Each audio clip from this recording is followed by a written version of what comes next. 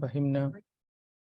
اللهم أرنا الحق حقا وارزقنا اتباعه وأرنا الباطل باطلا وارزقنا اجتنابه. اللهم إنا نسألك حبك وحب من يحبك وحب عمل يقربنا إلى حبك يا رب العالمين. اللهم إنا نسألك علما نافعا ورزقا طيبا وعملا متقبلا. اللهم صل وسلم على نبينا محمد. اللهم صل وسلم على نبينا محمد. اللهم صل وسلم على نبينا محمد. اللهم يسر ولا تعسر رب تمم بالخير اللهم آمين.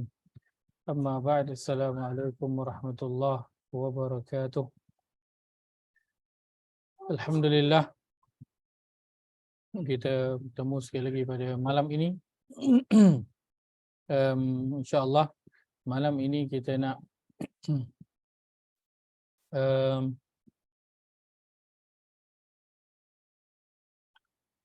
melihat kepada surah yang ke-110, iaitulah surah An-Nasr.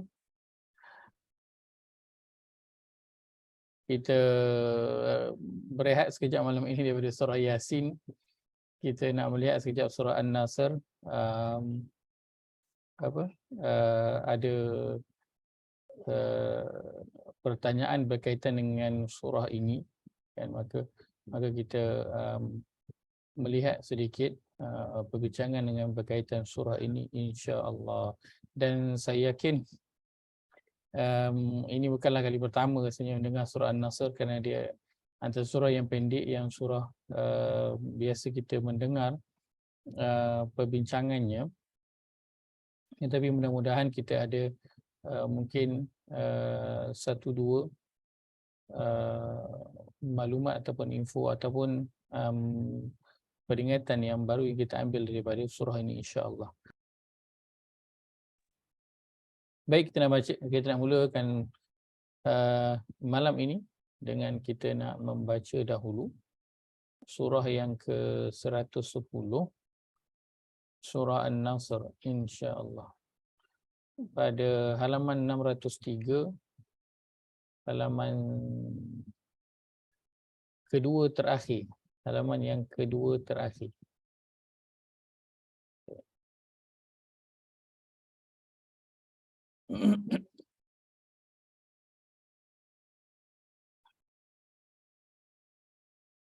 Jaya ada ke? Tak ada? Ada? Tak ada? Tak ada tak apa? Okey, tak ada. Tak nampak. Saya baca. Pendek aja ayat tu. A'udzu billahi minasyaitonir rajim. Bismillahirrahmanirrahim. Idza jaa nasrullahi wal fath ورأيت الناس يدخلون في دين الله أفواجا فسبح بحمد ربك واستغفر إنه كان توابا. Terjemahan.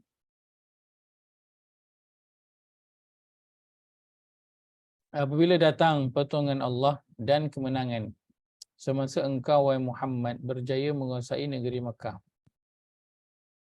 dan engkau melihat manusia masuk dalam agama Allah beramai-ramai, maka ucapkanlah tasbih dengan memuji Tuhanmu dan mintalah ampun kepadanya. Sesungguhnya dia amat menerima taubat. Baik, kita melihat sedikit berkaitan dengan surah An-Nasr ini.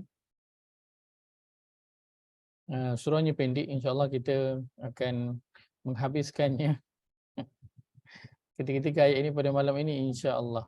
Baik, surah An-Nasr ia diambil daripada perkataan nama surah itu diambil daripada ayat yang pertama daripada surah ini, dan idza jaa nasrullahi. Ini daripada perkataan yang daripada ayat yang pertama. Maksud An-Nasr ialah pertolongan. Maksudnya adalah pertolongan. Nama lain bagi surah An-Nasr ialah At-Tawdi'. Maknanya ialah At-Tawdi'. Apa maksud At-Tawdi'? Maksudnya perpisahan. Macam kita panggil apa? Kita ada apa? Tawaf apa? Oh, widak. Tawaf wida' ataupun tawaf wada'. Dan itu tawaf yang kita buat bila? Last sekali kan, sebelum kita nak balik, sama ada ke Madinah ataupun nak balik ke Malaysia. Itu ucapan selamat tinggal lah tu. Kalau orang Arab guna pun perkataan wada' itu untuk, ataupun wida' itu untuk ucapan selamat tinggal.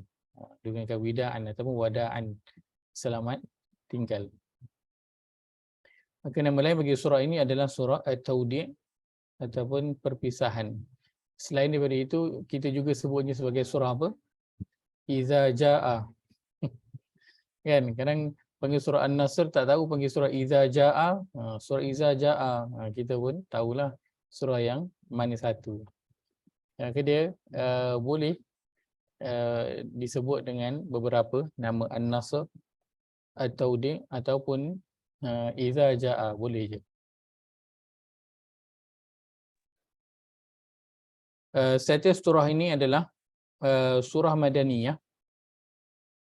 Dari sudut tempat memberi makna ia turun di Madinah atau kawasan sekitarnya.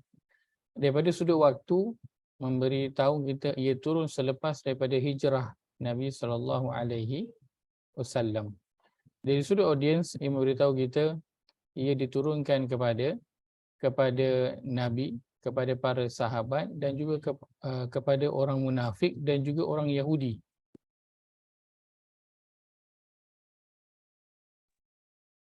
Kerana kesemua ini adalah orang-orang yang berada di Madinah ketika itu.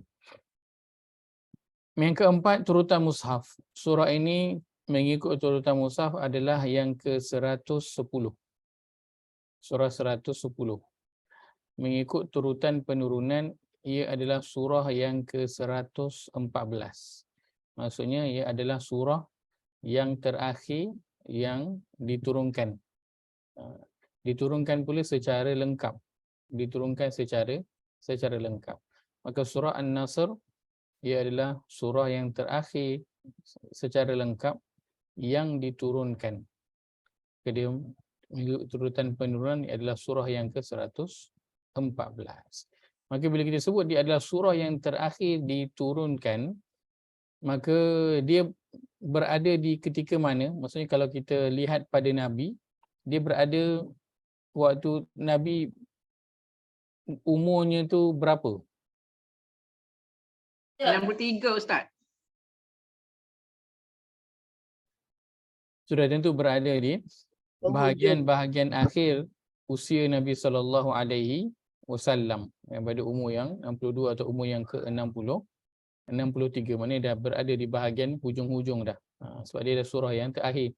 Dah tak ada lagi dah surah yang diturunkan selepas daripada itu. Baik, kita melihat sedikit beberapa hadis berkaitan dengan surah ini. Daripada Ubaidillah bin Abdullah bin Utbah, ia berkata, Ibnu Abbas radhiyallahu anhuma pernah berkata kepadaku, wahai Ibnu Utbah, apakah engkau tahu surah Al-Quran yang terakhir diturunkan? Ibnu Abbas tanya kepada Ibnu Utbah, apakah engkau tahu surah terakhir yang diturunkan? Ibnu Abbas tanya kepada Ibnu Utbah. Kita pernah tak tertanya-tanya kenapa dia orang duk panggil Ibnu? Dia tak panggil nama. Nama masing-masing ada kan? Semua dipanggil Ibnu ataupun dipanggil Abu. Betul tak? Ibnu ataupun Abu. Dia tak panggil dengan dia punya nama. Hingga kan sebahagian nama sebenarnya pun kita tak tahu. Betul tak? Kalau nama Abu Hurairah mungkin kita tahulah. Siapa nama sebenar Abu Hurairah?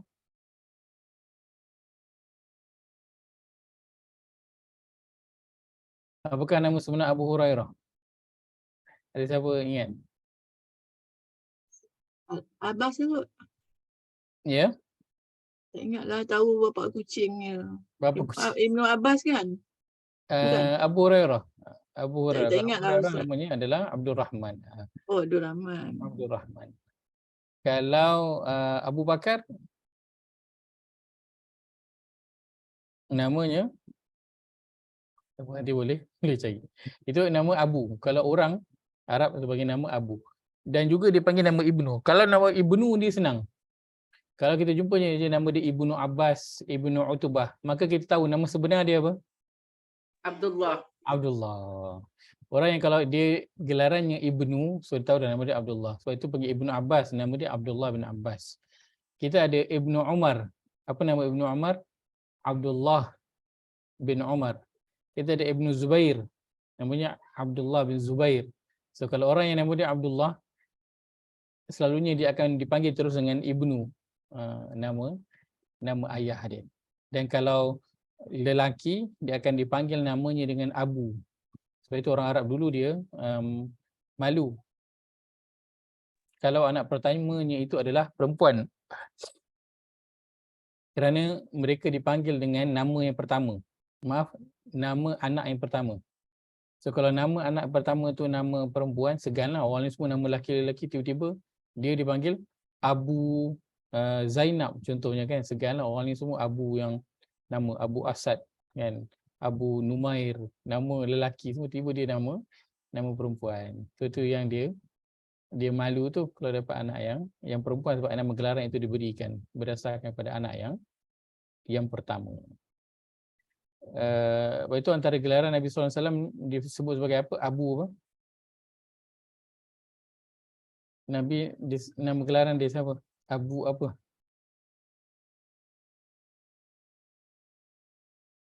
Kena nasyid ni. Anak Nabi tujuh orang. Anak pertama Nabi apakah namanya? Anak Nabi kita ada 7 orang, 3 lelaki, 4 perempuan. Lepas tu nama pertama dia apa? Kasim, Abdullah, Ibrahim, Fatimah. Baik. Abu Qasim. Lepas tu Nabi SAW dipanggil, nama gelaran dia adalah Abul Qasim. Nama lain Nabi adalah Abu Al-Qasim. Sebab anak pertama Nabi namanya Al-Qasim. Ibn Abbas bertanya kepada Ibnu Utbah, apakah engkau tahu surah Al-Quran yang terakhir diturunkan? Aku menjawab, iaitu Ibnu Utbah menjawab, ya. Idza jaa nasrullahi wal fath. Lalu Ibnu Abbas pun berkata, sadaqta, engkau benar. Riwayat An-Nasa'i. Ibnu Abbas dia nak mengajarkan, nak memberitahu, tapi dia beri dalam bentuk soalan. Ditanya, kau tahu tak surah Al-Quran yang terakhir diturunkan? Apa dia? Kemudian disebutkan, maka Ibnu Abbas kata, sadaqta, engkau benar. Ibnu Abbas adalah seorang yang mahir Al-Quran, kan? Doa yang kita selalu baca, Allahumma faqihhu fid din wa 'allimhu ta'wil, itulah doa yang Nabi SAW bacakan kepada Ibnu Abbas radhiyallahu anhuma ketika dia bersama dengan Nabi. Waktu tu dia kecil lagi. Ayah dia iaitu pakcik Nabi iaitu Abbas bin Abdul Muttalib, yang hantar Ibnu Abbas ni Abdullah bin Abbas ni kepada Nabi, dan dihantar itu anak yang cerdik, yang pandai. Macam tu juga Anas bin Malik, sama juga. Dia juga adalah seorang budak yang pandai. Lalu dihantar kepada Nabi SAW untuk belajar. Maka Ibnu Abbas dia duduk dengan Nabi, belajar dengan Nabi bermula daripada dia kecil. Lepas tu Nabi doakan dia pula lagi. Maka sebab itu antara rujukan utama untuk tafsir Al-Quran adalah Ibnu Abbas. Itu ada dibuatkan satu kitab tafsir namanya Tafsir Ibnu Abbas. Itu kalau baca buku tafsir, memang banyak akan dibawakan pendapat Ibnu Abbas, sebab dia adalah orang yang mahir tentang takwilan kepada Al-Quran.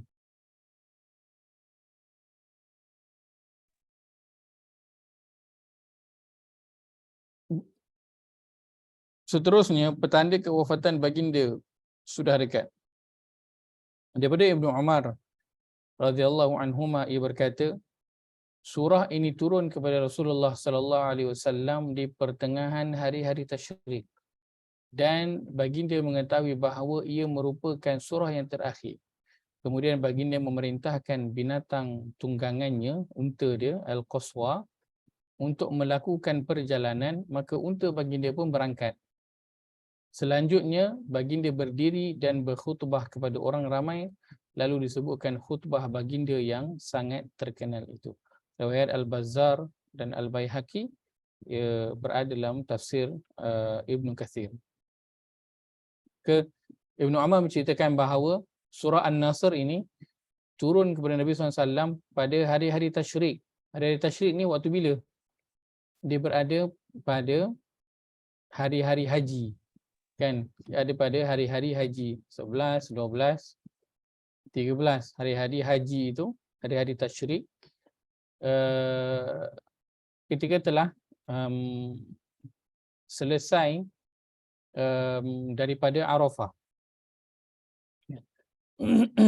Kerana berada di Arafah pada tarikh yang ke-9 berada di Arafah. Maka riwayat menyebutkan juga ia turun pada hari Arafah, pada tarikh 9 Zulhijjah. Akan tapi kedua-dua menyebutkan itulah setelah turunnya ayat ini ataupun surah ini, maka Nabi pun bergerak dan kemudian memberikan khutbah baginda yang kita panggil khutbah apa? Khutbatul wada' gitu, ataupun khutbatul wada'. Khutbah baginda yang terakhir, isinya khutbahnya itu panjang dan masya-Allah memang isinya itu berupa peringatan yang sangat penting. Akan tapi yang terakhir, ucapan yang terakhir yang bagi ucapkan, baginda bertanya kepada semua yang hadir pada hari itu, yang melakukan haji bersama-sama dengan baginda. Lebih kurang 100,000 lebih orang yang berada ketika itu. Nabi bertanya, adakah aku sudah menyampaikan agama ini? Maka para sahabat serentak berkata, ya wahai Rasulullah, engkau telah menyampaikan. Maka Nabi pun kata, Allahumma syahad, ya Allah saksikanlah bahawa aku telah menyampaikan agama ini. Maka itu antara petanda di akhir-akhir kewafatan baginda Nabi SAW. Disebutkan juga dalam riwayat yang lain, ketika mana Nabi berkhutbah dan membacakan surah ini, maka ketika itu Abu Bakar As-Siddiq menangis. Abu Bakar As-Siddiq menangis.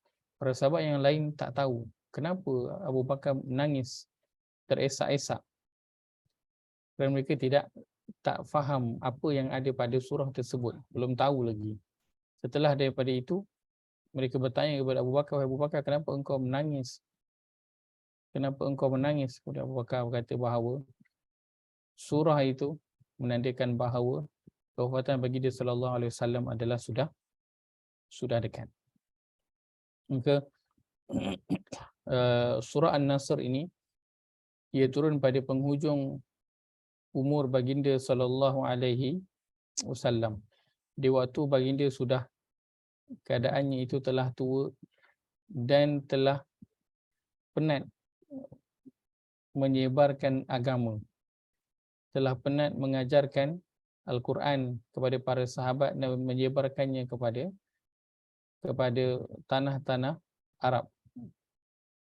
Maka turun surah An-Nasr ini sebagai membawa berita gembira kepada orang-orang Islam ketika itu. Akan tapi di sebalik itu dia adalah berita kesedihan yang mungkin ketika turunnya surah itu tidak disedari oleh sebahagian daripada sahabat. Daripada Ibn Abbas radhiyallahu anhuma, ia berkata, Umar pernah mengajakku ke dalam sebuah majlis orang dewasa yang menyertai perang Badar. Sehingga sebahagian sahabat bertanya, mengapa engkau memasukkan dia ini, sedangkan dia ini adalah seperti anak kecil kami? Umar menjawab, sesungguhnya dia adalah orang yang kalian kenal. Ketika itu Abdullah bin Ibn Abbas masih lagi kecil. Umar mengajak Ibn Abbas untuk masuk, kan, waktu Umar tengah duduk dengan para sahabat yang telah tua, yang senior, dan mereka ini adalah orang yang telah menyertai perang Badar. So perang Badar ni penting. Kalau kita baca dalam kitab-kitab hadis, antara perkara yang akan di-highlightkan tentang perawi hadis adalah bila sebut nama dia, antara perkara yang akan diceritakan tentang orang tersebut adalah Syahida Badran. Dia telah menyertai perang Badar. Itu antara apa? Antara maklumat penting tentang seorang perawi itu. Kerana orang yang menyertai perang Badar itu tak sama dengan orang yang menyertai perang-perang yang lain yang ada dalam Islam.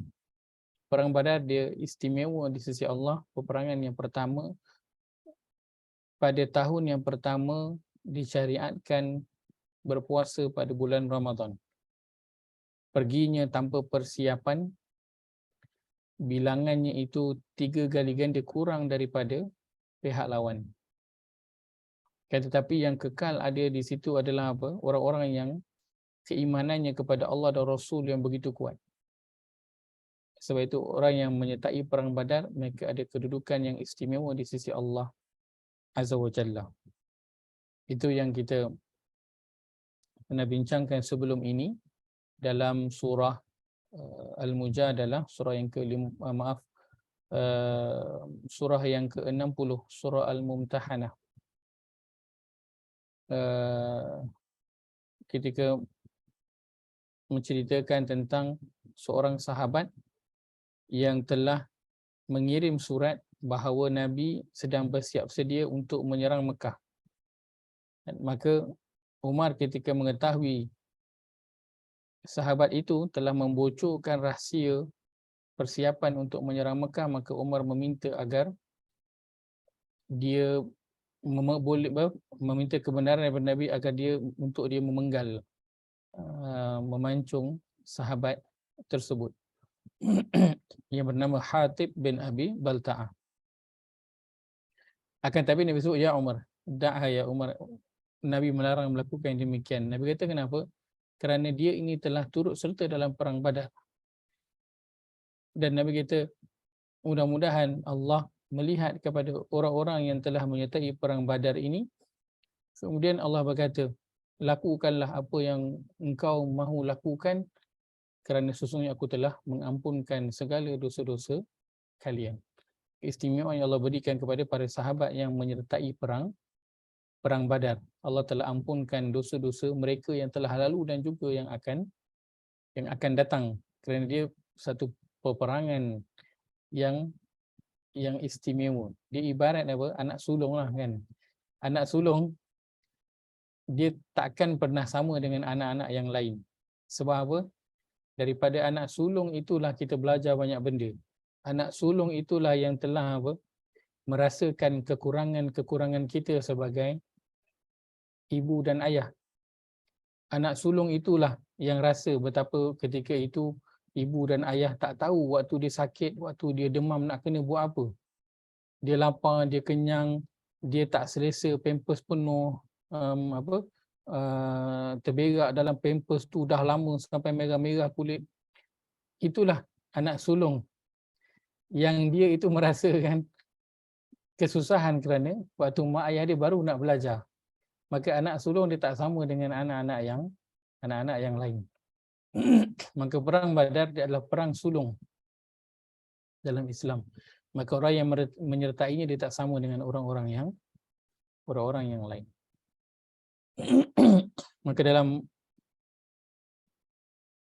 perhimpunan itu ataupun duduk-duduk itu, mesyuarat itu, adanya orang-orang yang telah menyertai peperangan Badar.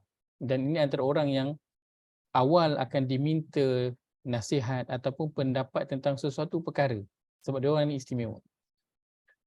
Tetapi Ibnu Abbas diajak oleh Umar untuk masuk duduk-duduk dengan mereka ini semua. Lalu sebagian mereka berkata, kenapa kau bawa dia ni wahai Umar? Dia ni budak kecil lagi. Bahkan dia ni sama umur dengan anak-anak kami ni. Kan semua menunjukkan apa dia dah tua dah. So anak-anak kita, anak-anak kami pun kami tak bawa. Kenapa kau bawa budak kecil ni? Bukanlah nak merendahkan, Cuma ketika itu sebagian sahabat dia tak tahu kenapa yang dibawa Ibnu Abbas untuk masuk ke situ, sebab ini adalah apa? Orang dewasa punya sembang. Suatu hari Umar mengundang mereka, iaitu orang-orang yang dewasa senior daripada kalangan para sahabat, dan mengajak aku bersama mereka. Seingatku, Umar tidak mengajak aku saat itu selain untuk mempertontonkanku kepada mereka.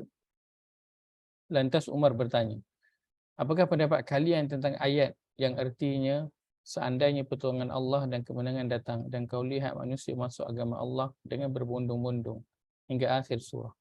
Itu surah An-Nasr. Umar bertanya, apa pendapat engkau tentang surah ini? Sebagian sahabat berkata, tentang ayat ini kita diperintahkan agar memuji Allah dan meminta ampunan kepadanya ketika kita diberi pertolongan dan diberi kemenangan. Sebagian yang lain pula hanya berdiam diri. Kemudian Umar bertanya kepada aku, wahai Ibnu Abbas, adakah begitu juga pendapatmu? Tidak, jawabku. Lalu apakah pendapatmu? Tanya Umar. Ibnu Abbas menjawab, surah tersebut adalah petanda kewafatan Rasulullah SAW sudah dekat. Allah memberitahunya dengan ayat-ayatnya apabila telah datang pertolongan Allah dan kemenangan. Itu berarti penaklukan Mekah dan itulah tanda ajalmu wahai Muhammad. Maka bertasbihlah dengan memuji Rabbmu dan mohonlah keampunan. Sesungguhnya dia Maha menerima taubat.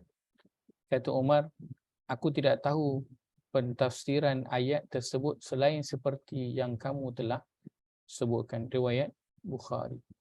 Bermakna Umar Al-Khattab juga bersetuju dengan pendapat Ibnu Abbas tentang tafsiran surah An-Nasr ini, iaitulah yang sebenarnya ialah memberi petanda bahawa kewafatan baginda sallallahu alaihi wasallam sudah dekat. Dan sebenarnya surah An-Nasr dia adalah satu surah yang berat jika kita membacanya dengan pengetahuan tentang sejarah. Jika kita membaca surah An-Nasr dan kita menyedari dia adalah pada penghujung usia baginda sallallahu alaihi wasallam, dan kita ketahui bahawa di penghujung usia baginda itu baginda sedang berada dalam kesakitan hingga Aisyah meletakkan kain basah pada dahi baginda dan kain itu menjadi kering. Kita sedemam mana pun kita tak pernah lagi kita letak kain di dahi itu dan kain itu menjadi kering. Tetapi kain yang diletakkan kepada baginda SAW di dahi baginda, kain basah, menjadi kering. Dan Aisyah berulang kali membasah kain dan meletakkan ke atas dahi baginda SAW. Dan begitu yang Nabi SAW sebutkan dalam hadis, kesakitan yang ditimpa oleh baginda itu adalah beberapa kali ganda daripada kesakitan yang dialami oleh umat ini. Kita punya demam tak sama dengan demam Nabi. Kita punya sakit tak sama dengan sakit Nabi. Kita punya pening kepala tak sama dengan pening kepala Nabi. Kita punya luka terbelah itu tak sama dengan luka terbelah yang dihadapi oleh Nabi sallallahu alaihi wasallam. Maka bila kita membaca surah An-Nasr dengan sirah yang kita ketahui pada bagaimana keadaan Nabi pada penghujung usia Nabi SAW, maka dia satu surah yang sangat berat. Baginda tak mampu untuk nak bangun bersolat, dipapah oleh para sahabat untuk bersolat. Nabi nak juga bersolat dengan para sahabat, dipapah keluar oleh para sahabat, didudukkan Nabi untuk bersolat.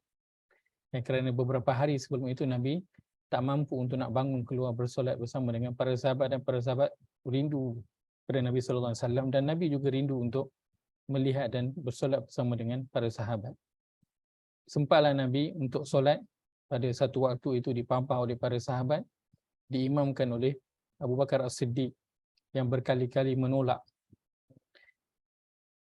Dan setelah itu Nabi tak mampu lagi untuk keluar bersolat bersama-sama dengan para sahabat. Dan pandangan yang terakhir yang dilihat oleh sahabat ialah ketika mana sedang menunaikan solat diimamkan oleh Abu Bakar As-Siddiq, Nabi SAW menyelak langsir tirai pada rumah baginda. Nabi melihat para sahabat ketika itu dengan wajah yang gembira dan Nabi tersenyum melihat para sahabat, seolah-olah baginda redha, baginda berpuas hati dengan apa yang para sahabat lakukan. Dan sahabat menyebutkan bahawa ketika mana mereka melihat tirai Nabi itu terselak, mereka melihat baginda SAW, sebagai mereka mengatakan bahawa kami rasakan seolah kami nak berhenti daripada solat ni dan nak pergi memeluk Nabi SAW. Dan itu antara waktu-waktu akhir Nabi SAW pada usianya, dan setelah itu para sahabat tidak lagi dapat berjumpa dengan Nabi SAW dalam keadaan dia sedang bernafas. Maka surah An-Nasr adalah surah yang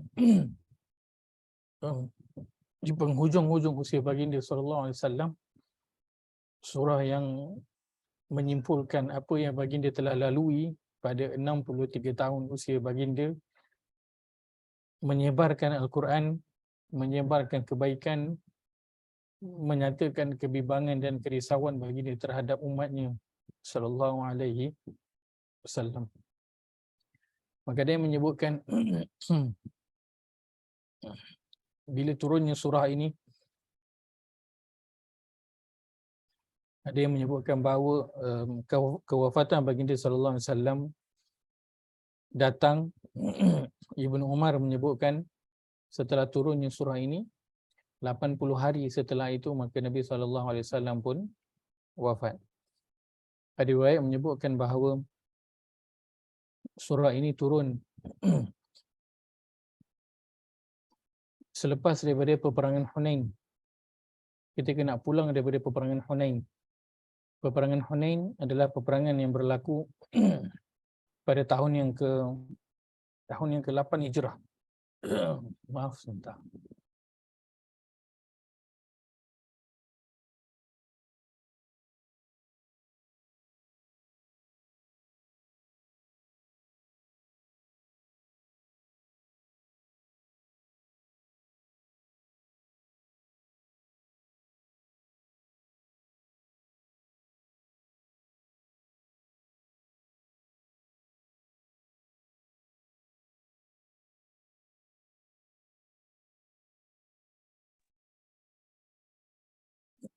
Ada yang menyebutkan bahawa surah ini turun pada selepas peperangan Hunain pada tahun 8 Hijrah, itulah selepas daripada Fathu Mekah.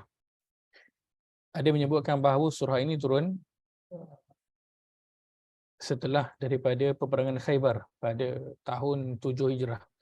Maka ada pendapat menyatakan dia adalah 3 tahun ataupun 4 tahun sebelum daripada kewafatan baginda sallallahu alaihi wasallam.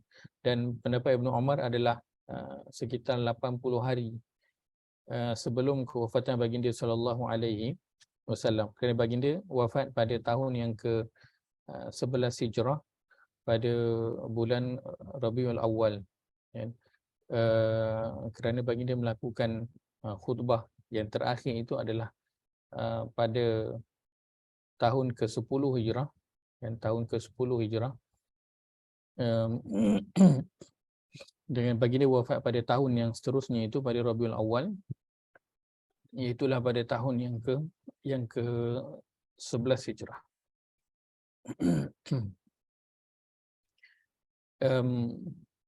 Maka Allah sebutkan surah ini adalah sebagai kesimpulan daripada apa yang Allah telah kurniakan kepada baginda sallallahu alaihi wasallam dan apa yang sepatutnya dilakukan oleh Nabi sallallahu alaihi wasallam. Dan seperti yang disebutkan di awal tadi, surah ini turun di penghujung usia baginda sallallahu alaihi wasallam, kan, pada usianya 62-63 tahun. maka surah ini adalah surah yang baik untuk diberi perhatian oleh orang-orang yang telah menginjak usianya ke umur-umur yang dilalui oleh Nabi sallallahu alaihi wasallam. Juga surah yang baik untuk diberi perhatian oleh orang-orang yang sedang mungkin mengidap sakit yang kritikal, yang teruk. Dan para ulama menyebutkan baik kepada orang-orang yang berada dalam keadaan yang kritikal dalam kehidupannya. Dan nanti insya-Allah di akhirnya nanti kita akan kongsikan satu bacaan ataupun doa yang Nabi sallallahu alaihi wasallam ulang pada setiap kali solatnya setelah daripada turunnya surah ini, bagi dia tidak pernah meninggalkannya. Allah firman pada ayat pertama, A'udzubillahi minasyaitonirrajim. Bismillahirrahmanirrahim. Idza jaa nasrullahi wal fath. Apabila datang pertolongan Allah dan kemenangan semasa engkau wahai Muhammad berjaya menguasai negeri Mekah. Allah mulakan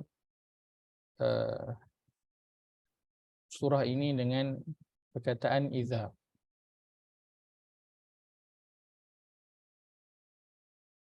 Terjemahannya adalah apabila.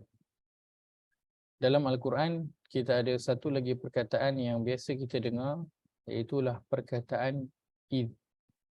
Kedua maknanya lebih kurang, tetapi perkataan id ini lebih tepat untuk diterjemahkan dengan perkataan tak kala.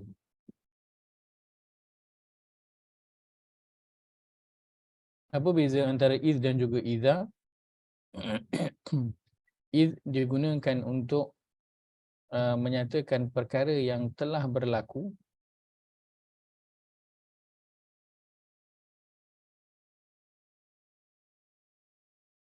Idza digunakan untuk menyatakan perkara yang akan berlaku. Maka Allah gunakan idza, akan berlaku. Perkara itu akan berlaku. Jaa nasrullahi wal fath. Perkataan jaa maksudnya datang. Ini dalam bentuk apa? Kalau kita kategorikan, Mati. dia adalah dalam bentuk fi'il madhi.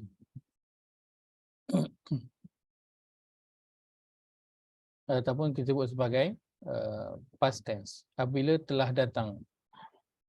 Nasrullahi, nasr terjemahannya pertolongan Allah, wal fath. Al-fath ini adalah kemenangan, ataupun makna literally-nya adalah Pembukaan. Makna literally-nya adalah pembukaan. Baik. Apabila telah datang pertolongan Allah wal fath dan kemenangan, maka pembukaan al-fath, kemenangan ataupun pembukaan ini para ulama banyak merujuknya kepada Fathu Mekah, kepada pembukaan Mekah. Yang berlaku bila? Dia berlaku pada tahun 8 Hijrah. Pembukaan Mekah berlaku pada tahun 8 Hijrah. Sebelum kita pergi kepada bahagian itu, kita nak lihat pada perkataan Nasr sedikit.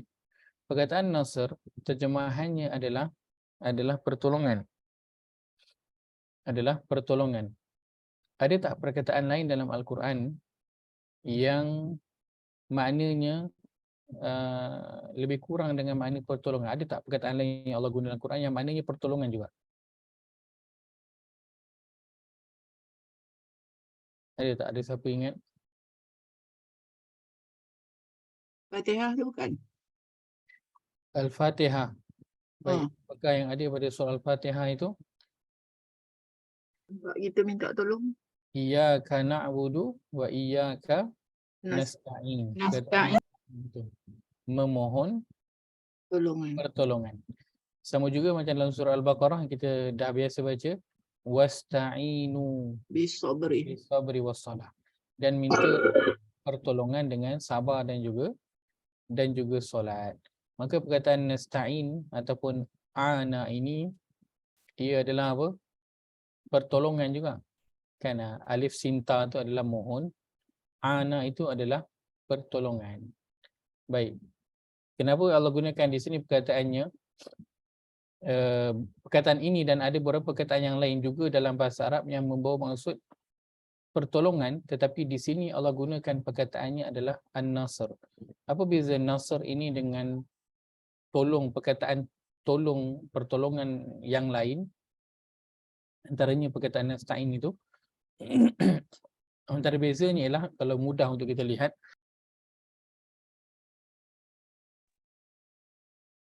bila kita berada, kita ini contohnya lah kan, kita ini katakan mangsa banjir contohnya kan? Mangsa banjir, ataupun seorang fakir, maka kita tengah kan, rumah kita tengah banjir, dah sampai ke atas semua, air dah naik, dah sampai separuh rumah, tiba-tiba datang bot, datang bot nak bawa kita keluar, ataupun bot datang untuk nak bantu hantar makanan dan sebagainya. Kita expect tak perkara itu akan datang? Tak. Kita tak expect.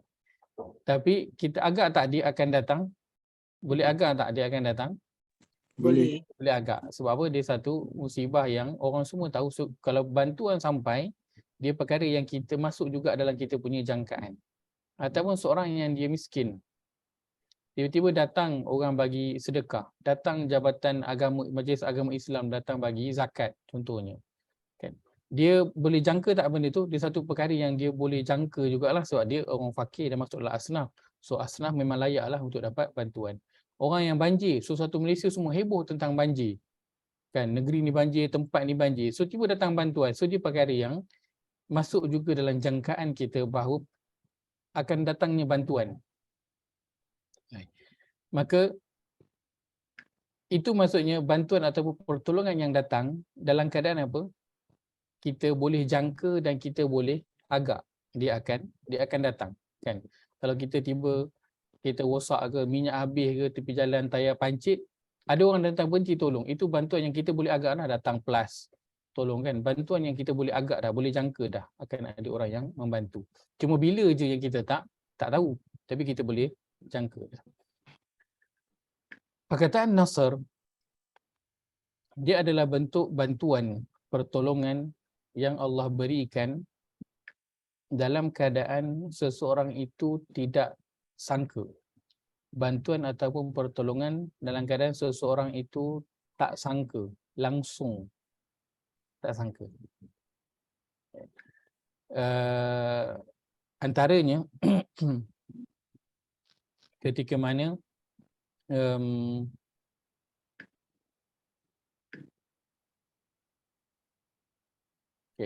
ketika mana Nabi SAW dan Abu Bakar As-Siddiq lari kan, kemudian menyuruk di dalam gua, dan ketika itu jejak mereka telah boleh didapati oleh Quraisy yang datang mengikut. Maka mereka sudah hampir mendekati kawasan Nabi dan Abu Bakar berlindung. Ketika itu persentage untuk kantoi untuk dijumpai itu tinggi ke rendah? Tinggi. Kan? Akan tapi apa yang terjadi? Jumpa ke tak? Tak jumpa. Maka itu adalah bantuan Allah Azza wa Jalla, Nasr, yang datang tanpa disangka. Dia tak sangka bantuan itu akan datang. Ketika peperangan Hunain, antara peperangan Nabi Hunain atau peperangan yang lain, yang mana umat Islam ketika itu sedang kalah.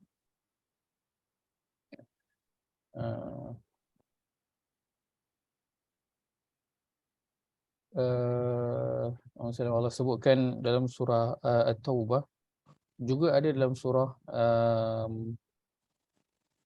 Al-Anfal juga Allah disebutkan Sebentar saya tengok.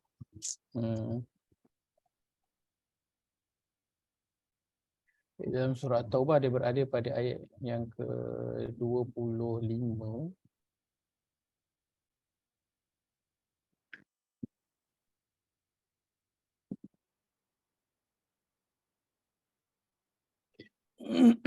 Ayat ke-25.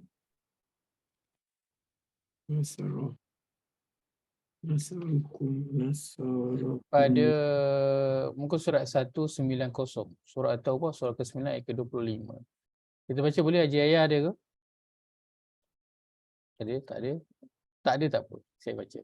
Allah berfirman, A'udzu billahi minasyaitonir rajim.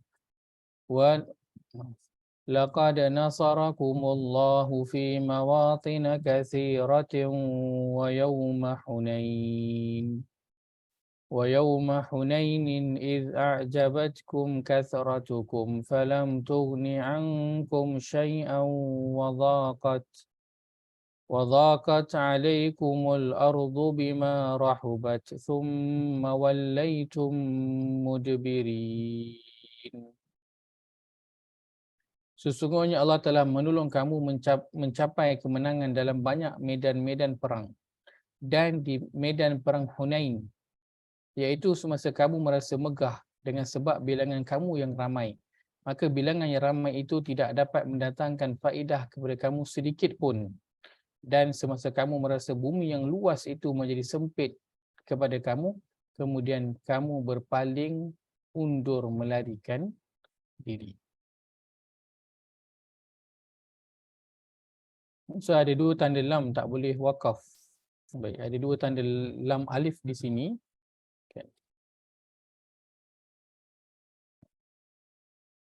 Tak boleh wakaf, ya betul tak boleh wakaf. Tak boleh wakaf yang kita berhenti terus daripada bacaan. Tapi kalau kita berhenti, kemudian kita ambil dan sambungkan kembali, maka itu dibolehkan. Dia tak boleh macam kita baca, laqad nasarakumullahu fi mawatin katsirah. Kemudian kita sambung, wa yauma hunainin. Tak boleh, dia kena sambungkan bacaan itu. Dan tak boleh juga kalau kita baca laqad nasarakumullahu fi mawatin katsiratin wa yauma Hunain. Lepas tu kita pun berhenti Allahu Akbar, kita rukuk. Itu juga tak boleh dibaca. Adapun kita baca bacaan sampai wa yauma Hunain ni nafas dah habis, boleh berhenti tak? Boleh. Tapi lepas tu ambil balik daripada belakang ini dan sambung balik. Kita tak berhentikan terus di situ. Baik, apa yang telah jadi pada perang Hunain? Sahabat bilangannya ramai melawan bilangan yang lebih sedikit. Maka ketika itu apa yang jadi? Perasaan confident itu tinggi, boleh menang. Sebab apa? Bilangan ramai. Akan tetapi Allah nak beri pengajaran. Ketika perang Hunain itu, bilangan yang ramai itu tapi tak boleh melawan pihak lawan. Tak boleh kalahkan golongan kafir ketika itu. Maka golongan kafir tengah nak menang. Maka para sahabat dengan bilangan yang ramai dan sedang nak kalah, apa lagi yang boleh buat? Tak boleh nak buat apa dah waktu tu. Memang nak kena berundur ataupun lari je. Nak buat apa lagi? Kan? Dia orang dah ramai, lawan yang sikit dan kalah. Kalau kata dia orang sikit, bolehlah tambah lagi bilangan bagi ramai untuk nak lawan balik. Ni tak boleh, bilangan dah ramai, lawan yang sikit. Yang sikit tu kalau dia tambah lagi bilangan, sasahlah lagi akan kalah. Maka waktu tu persentage untuk nak kalah ataupun persentage nak menang tu tinggi ke rendah? Sangat rendah. Sebab bilangan dah ramai, senjata dah bagus, tetapi tetap juga kalah. Maka persentage nak kalah itu, persentage nak menang tu adalah sangat-sangat nipis. Maka ketika itu apa yang terjadi? Allah hantarkan bantuan kepada tentera Islam. Itu Allah sebutkan laqad nasarakumullah. Dan demi sesungguhnya Allah telah menolong. Allah gunakan perkataan nasr. Allah tak gunakan perkataan yang lain. Allah gunakan perkataan nasr. Kenapa Allah gunakan perkataan nasr? Itu ringkasnya. Kenapa? Kerana dia adalah bentuk bantuan yang diberikan, bentuk pertolongan yang diberikan dalam keadaan orang tu tak sangka. Langsung tak sangka. Waktu tu bilangan dah banyak, senjata dah bagus tapi tetap kalah. So memang tak sangka langsung akan boleh menang lah. Memang tak sangka langsung akan boleh menang. Dah masuk exam, dah study, dah study dah. Dah ingat dah semua. Sekali masuk exam, blank, tak tahu nak jawab. Kan? Ataupun keluar tajuk yang lain, rupa-rupanya salah study. Waktu tu memang tak boleh buat apa dah. Waktu tu kita rasa, momen yang kita rasa tak boleh buat apa dah. Dan ketika itulah bila datangnya bantuan, itu yang namanya adalah Nasr. Sebab itu di sini Allah gunakan iza jaa nasrullah. Dan apabila telah datang pertolongan Allah, itulah pertolongan yang tidak disangka. Dan apa antara pertolongan yang tak disangka? Inilah di Al-Fatah, pembukaan kota Mekah yang berlaku bila pada tahun 8 Hijrah. Kenapa disebut tidak disangka? Kerana pada tahun 6 Hijrah sebelum itu, 2 tahun sebelum itu, Nabi dan para sahabat bersiap sedia untuk nak pergi ke Mekah bagi menunaikan umrah. Dah siap dah. Sampai di sana tak dibenarkan masuk untuk menunaikan umrah, dihalang sebelum sampai, dihalang sebelum masuk ke Mekah dah dihalang dah. Sebab apa? Kalau masuk Mekah dah tak boleh halang dah, sebab nanti nampak sangatlah kan buruk perangai itu kan. So dihalang sebelum tibanya mereka di Mekah. Tak boleh masuk nak menunaikan umrah tahun itu, dan terjadinya perjanjian Hudaibiyah yang ketika itu para sahabat rata-ratanya merasakan ia adalah satu perjanjian yang berat sebelah. Bermula dengan apa? Dalam surat perjanjian itu mereka minta untuk tidak menulis bismillah dengan nama Allah, tak boleh. Maka Nabi akur pada. Mereka juga meminta agar tidak dituliskan nama Rasulullah, tulis Muhammad sahaja. Nabi SAW akur di padang. Dan isi perjanjian itu pula, kalau orang daripada Mekah datang ke Madinah minta perlindungan, masuk Islam dan minta perlindungan, maka orang di Madinah kena pulangkan. Akan tapi kalau orang di Madinah pergi ke Mekah, nak duduk di Mekah, maksudnya dah tak nak dah Islam itu, mereka nak duduk di Mekah, maka orang Mekah tak perlu memulangkan kembali ke Madinah. Nabi SAW bersetuju, tapi pada sebahagian besar para sahabat itu satu perkara yang mendukacitakan. Satu bentuk penghinaan kepada agama. Dahlah nama Allah tak boleh tulis, nama Nabi tak boleh tulis, perjanjian pula bunyinya berat sebelah. Kan tapi Nabi menerima perjanjian tersebut. Kenapa? Kerana ia adalah wahyu daripada Allah Azza wa Jalla. Hingga kan ketika itu Nabi bertahallul, menyuruh para sahabat melakukan tahallul, tak ada siapa pun yang bergerak, semua diam, tak buat.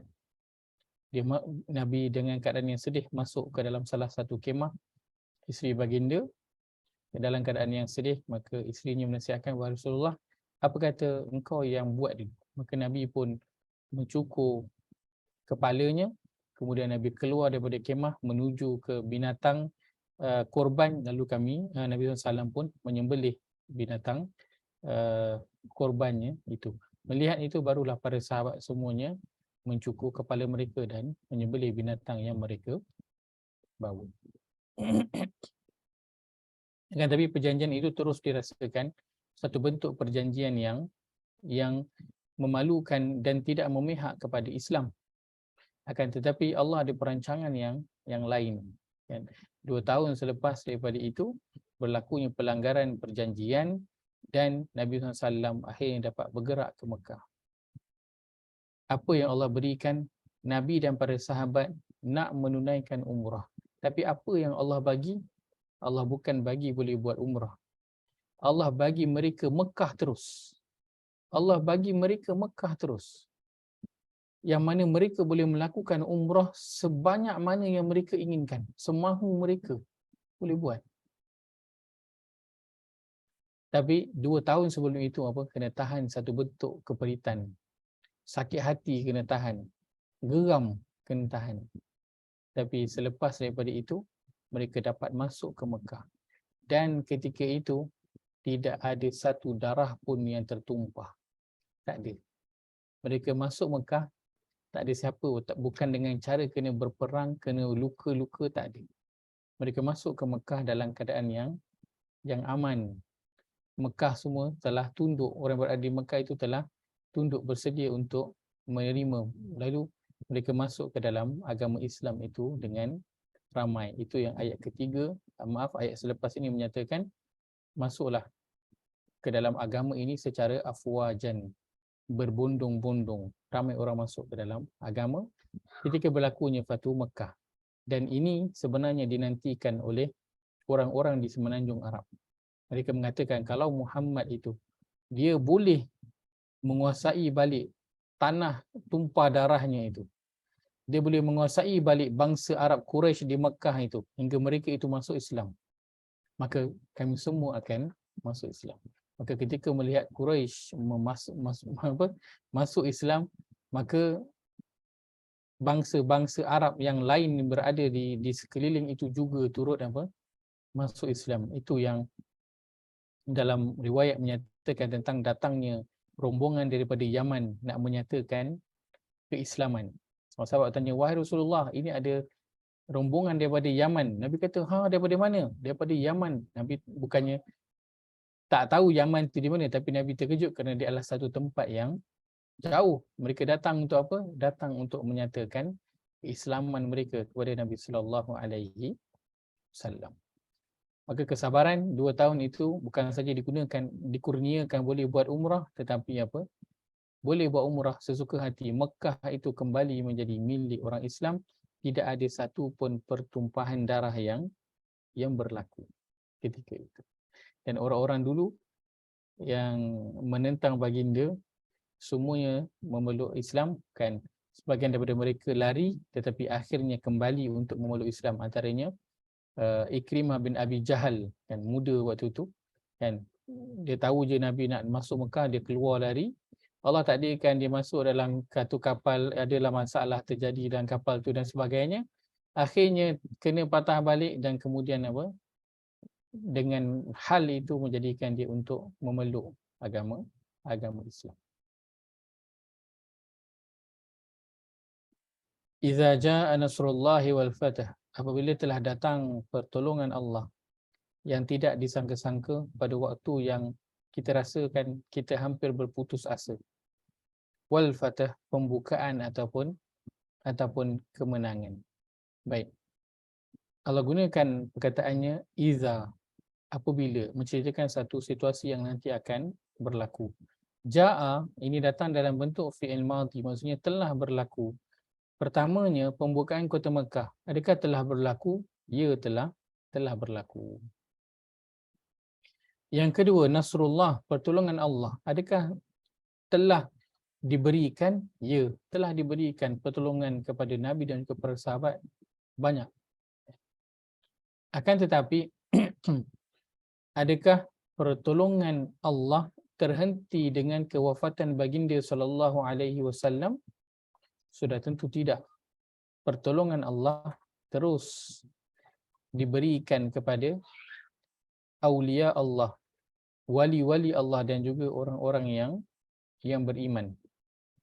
Maka kalau kita lihat pada konteks kita pada waktu ini, apabila telah datang pertolongan Allah, kita lihat di sini. Jaa nasrullah, telah datang pertolongan Allah. Pertolongan Allah kepada kita, wal fatah, dan juga kemenangan ataupun pembukaan.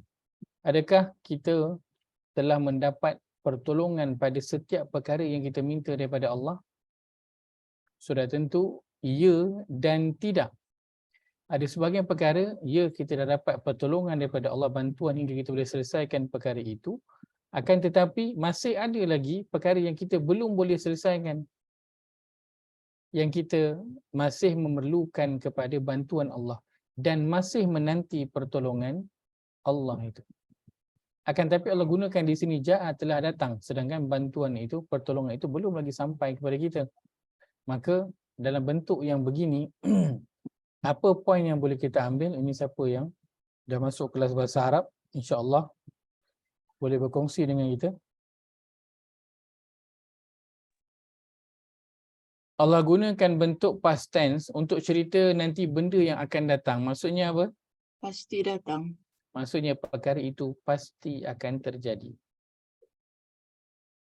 Seperti mana Allah bercerita tentang keadaan hari kiamat dalam banyak surah, terutamanya surah pada juzuk yang ke-30, Allah gunakan semuanya dalam bentuk past tense. Kan? Kita ada pada surah Al-Infitar, surah At-Takwir, Iza sama'un fatarat wa idzal kawakibun tatharat. Kan? Apabila langit jatuh berkeping-keping, berguguran. Langit dah jatuh ke belum lagi? Kan? Apabila bintang gugur, bintang jadi malap, kemudian gugur, bintang dah jatuh ke berguguran, belum juga lagi. Tapi Allah gunakan dalam bentuk past tense sebab nak bagi tahu perkara itu pasti akan terjadi. Maka nasrullah, pertolongan daripada Allah dalam keadaan yang tidak disangka, itu apa? Pasti akan terjadi kepada setiap kita. Kita hanya perlu tunggu waktunya, itu sahaja. Kita hanya menunggu waktunya sahaja. Adakah dia bukan isu Allah tolong ke tak tolong? Allah pasti akan tolong. Cuma yang kita tunggu sekarang adalah waktu pertolongan itu akan datang. Dan Nabi SAW dapat kembali ke Mekah itu setelah berapa tahun? Setelah 10 tahun baru dapat. Yusuf alaihissalam, pertolongan yang dia dapat daripada Allah setelah berapa lama? Lama. Dia nak dapat jawapan. Awal surah Yusuf, Allah bercerita tentang apa? Nabi Yusuf bagi tahu tentang mimpi dia. Dia nampak ra'aitu ahada asyara kaukaban wasyamsa wal qamara ra'aituhum li sajidin. Aku nampak ada 11 bintang, kemudian ada matahari dan bulan, semuanya sujud kepada aku. Kemudian apa yang jadi pada hidup dia? Jadi hidup dia memang jadi jatuhnya yang banyak, lama. Dibuang oleh adik-beradik, masuk dibuang dalam perigi, dijual, difitnah, masuk dalam penjara. Lama berpuluh tahun. Kemudian barulah apa? Datangnya pertolongan Allah Azza wa Jalla. Yang paling besar sekali. Sebelum tu datang juga pertolongan yang kecil-kecil. Tapi kemudian datang pertolongan yang paling besar dan jawapan Allah. Akhirnya dia diangkat jadi menteri, kan? Persoalan itu berlaku pada ayat yang kedua, ayat yang ketiga surah Yusuf. Jawapannya didapati pada penghujung surah Yusuf, ayat yang ke-100 lebih itu baru dapat jawapan. Barulah dapat bantuan di penghujung surah Yusuf. Kalau tengok surah pun dah jauh dah. Dan kalau tengok daripada tahun, sudah tentu berpuluh tahun baru dapat balik dia jumpa dengan ayah dia. Dia nampak balik, dia dapat lihat apa yang dimasukkan dengan takwil mimpinya. Itu setelah berpuluh tahun. Tapi pertolongan Allah pasti datang tak? Dia pasti datang. Masanya sahaja yang kita tak tahu, Allah sebutkan idza jaa nasrullah, apabila telah datang pertolongan Allah dan juga pembukaan. Allah hanya sebut dan apabila datang pertolongan Allah. Allah tak sebut apabila datang pertolongan Allah dalam bentuk apa. Allah tak cerita dalam bentuk apa. Allah tak cerita bila. So Allah tak cerita banyak benda. Allah cuma bagi tahu apabila datang pertolongan Allah. Itu je. Ayatnya tergantung. Kalau lihat dari sudut ayat, dia adalah ayat yang tergantung. Apabila datang pertolongan Allah, apa dia pertolongan Allah tu? Daripada siapa? Daripada orang ke? Daripada makhluk yang lain ke? Dalam bentuk apa? Bila akan datangnya? Tak diberitahu. Allah biarkan benda itu open, terbuka. Kerana pertolongan Allah itu akan datang dalam pelbagai bentuk dan dia akan datang pada bila-bila masa yang Allah rasa, yang pada Allah itulah dia waktu yang terbaik pertolongan itu. Maka Nabi SAW di sepanjang kehidupan baginda telah merasakan banyaknya pertolongan Allah yang tidak disangka yang sampai kepada baginda SAW. Dan antara bantuan Allah yang terbesar ialah pembukaan kota Mekah. Dan di situ akan bermulanya lah apa? Pengakhiran perjalanan Nabi SAW. Kerana pada ayat yang kedua Allah sebutkan wa ra'aitan nasa yadkhuluna fi dinillahi afwaja. dan engkau melihat manusia masuk dalam agama Allah beramai-ramai. Wa ra'aita, apakah kategori untuk perkataan ra'aita? Kategorinya adalah fi'il. Fi'il apa? Fi'il madhi. Dia adalah dalam bentuk past tense. Tandanya apa? Itu ada tandanya lah. Kan? Yang dah masuk ke dalam bahasa Arab, sepatutnya dia okey dah. Dan engkau telah melihat Muhammad. Kan? Nabi melihat tak waktu ramainya orang masuk? Nabi melihat betapa penduduk Mekah itu mereka beramai-ramai masuk ke dalam agama Allah. Antaranya, bukan Nabi je, para sahabat pun melihat perkara yang sama. Kan mereka melihat mereka punya ahli keluarga, saudara mara, kawan-kawan semua masuk ke dalam agama Allah, dan antaranya ialah ayah kepada Abu Bakar As-Siddiq yang ketika itu dah tua dah, umurnya lebih kurang 80 lebih tahun dah. Dah tua dah ketika itu. Juga apa? Huruf pertama dan akhir baris atas sebelumnya bukan sukun. Dia tak alif sukun, tak alif baris atas sebelumnya sukun, tanda untuk fi'il madhi. Yang mana sebelumnya itu kan ayah dia memang tak nak terimalah agama Islam ni. Kan tapi bila dah berlakunya Fathu Mekah kan, ayahnya bersedia nak memeluk Islam, bagi tahu Abu Bakar, wahai Abu Bakar, aku nak masuk Islam. Abu Bakar, ringkasan ceritanya apa? Abu Bakar kata, jom kita pergi jumpa Nabi. So Abu Bakar bawa lah pergi jumpa Nabi. Abu Bakar dukung ayah dia bawa pergi jumpa Nabi. Sampai je depan Nabi, Nabi bangun. Nabi tengok Abu Bakar, wahai Abu Bakar, apa yang kau buat ni? Apa yang kau buat ni? Abu Bakar kata, wahai Rasulullah, ayahku dia nak mengucap syahadah depan kau.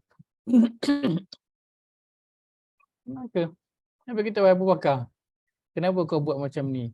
Patutnya kau biarlah aku yang datang pergi berjumpa dengan dia di tempat dia.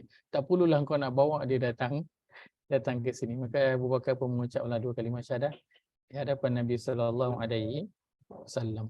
Dan begitu juga ramai daripada kalangan ahli keluarga para sahabat melakukan yang demikian. Berhadapan dengan Nabi sallallahu alaihi wasallam, Nabi melihat penduduk Mekah yang ketika itu menjadi tawanan. Siapa yang tak nak peluk Islam menjadi tawanan. Maka apa yang Nabi sebutkan, ketika itu kita kalau dulu kita kena buli, kita kalau jumpa orang tu balik dan kita ada kuasa, dia duduk bawah kita, apa yang kita buat? Mesti kita akan balas dendam. Paling kurang kita akan macam, baru kau tahu sekarang ni siapa aku kan? Minimum kita akan cakap macam itulah. Akan tapi apa yang Nabi kata? Nabi kata, pergilah. Kamu semua aku bebaskan. Nabi perintahkan kepada semua tawanan daripada hari itu, Nabi kata, pergilah. Kamu semua aku telah bebaskan. Fa antum tulaqa. Kamu semua bebas. Nabi membebaskan mereka kan, tapi mereka apa? Memilih untuk nak masuk ke dalam agama Islam. Baik, dan engkau telah melihat. Ni fi'il madhi, engkau telah melihat. Betul tak? Betul lah, sebab ni cerita tentang waktu Fathu Mekah dulu. Okeylah. Yadkhuluna. Perkataan yadkhuluna maksudnya apa? Mereka masuk ataupun manusia masuk. Apakah kategori untuk perkataan yadkhuluna? Mudhari. Kategorinya adalah fi'il. Fi'il apa? Fi'il mudhari. Kan tandanya ya di perkataan wa nun baris atas di akhir perkataan. Fi'il mudhari maksudnya apa? Maksudnya adalah present tense. Present. So, kena tak present tense masuk dekat cerita yang telah lepas?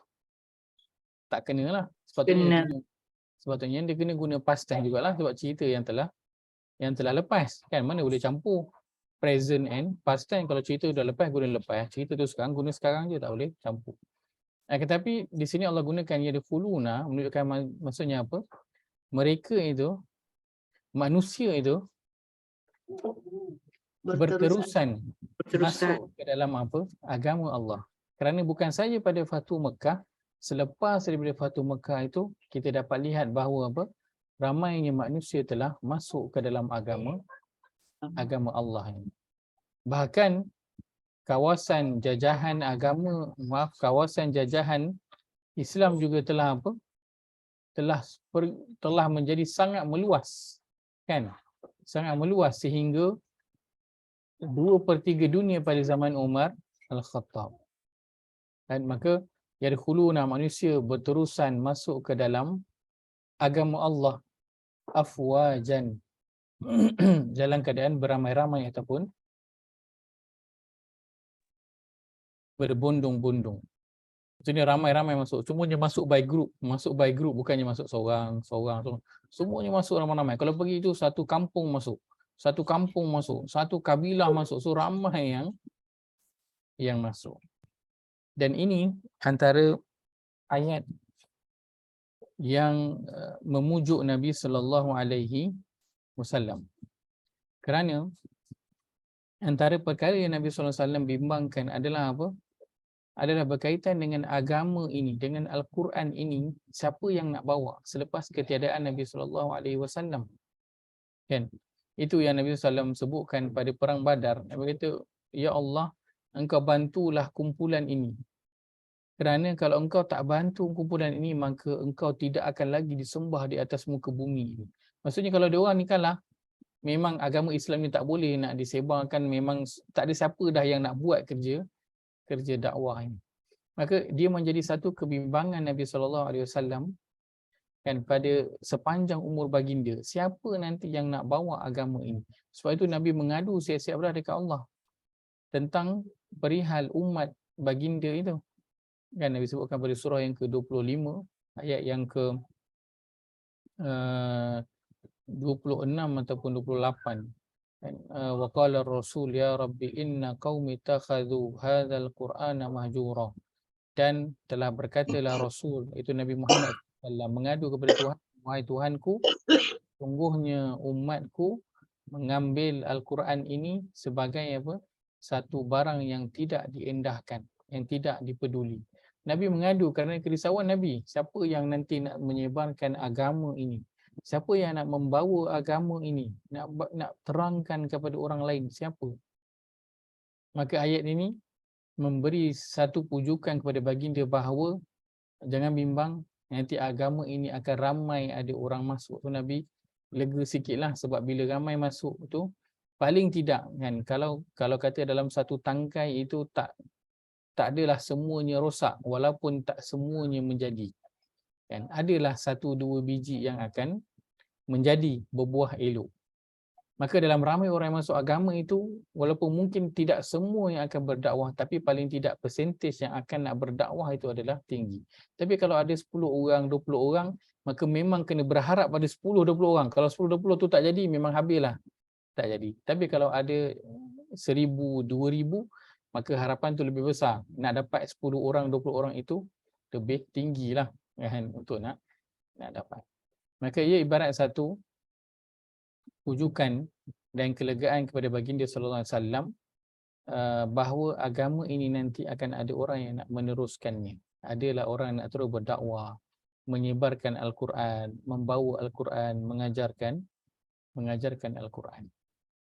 Dan Allah sebut jangan bimbang kerana dia akan terus ramai orang akan masuk ke dalam agama ini. Dan ia juga memberitahu kepada kita bahawa jika kita tidak mempedulikan agama ini, maka ada ramai lagi orang yang Allah boleh ambil untuk dia peduli kepada agama ini. Kalau kita tak kisahkan Al-Quran, maka ramai lagi orang yang Allah boleh pilih untuk dia nak kisahkan tentang Al-Quran ini. Kalau kita tak indahkan pasal perihal agama, lantaklah orang nak kutuk agama ni ke, orang nak bakar Quran ke, orang nak buat, biarlah kan, janji saya punya makan, tempat tinggal, semuanya cukup. Semuanya cukup, okeylah kan. Jangan ganggu saya punya rumah, saya punya kerja, saya punya pendapatan je. Lain daripada itu tak apalah. Maka Allah kata ramai lagi orang yang Allah boleh pilih untuk nak apa? Mengendah, memberi perhatian kepada agama ini. Maka ini satu bentuk kebimbangan kita dalam pada mungkin kita seronok ramainya orang yang makin akhir zaman ini akan mula memeluk agama. Ia juga menjadi satu kebimbangan pada kita bahawa persaingan untuk memasuki syurga adalah semakin sengit. Kerana kita akan terpecah kepada 73 golongan, hanya satu golongan je yang akan masuk.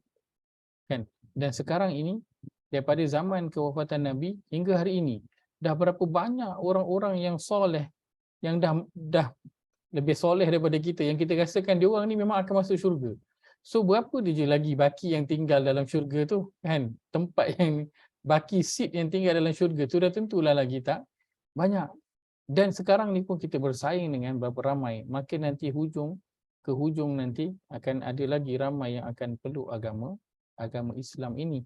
Kan? Walaupun nanti dia akan terpecah kepada 73 golongan satu je, itu pun kebimbangan kita tak tahu kita pada bahagian yang mana pada 73 itu, tapi kita berharap kitalah satu golongan itu yang akan masuk ke dalam syurga. Maka jika kita tak mengedahkan perihal agama, tak mengedahkan tentang Al-Quran, maka kita yang perlu berwaspada, kerana ramai lagi orang lain yang Allah boleh pilih untuk nak memberi perhatian, untuk nak memperjuangkan, menyebarkan, menyampaikan agama ini. Maka kita kena sedar bahawa kita yang perlukan kepada agama ini, kita yang perlu kepada Al-Quran ini, bukan Al-Quran perlukan kepada kita. Al-Quran tak perlu kita untuk dia itu dijaga, Allah akan jaga.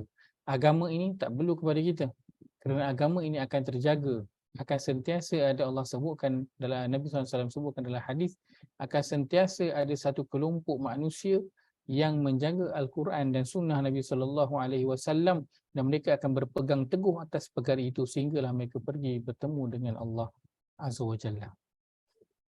Maka ramainya orang masuk dalam agama, satu perkara yang kita gembira dalam pada masa yang sama, menjadi satu kebimbangan kita juga, kerana semakin banyak persaingan untuk masuk ke dalam syurga. Dan dalam sebuah hadis juga, tapi hadis ini statusnya adalah dhaif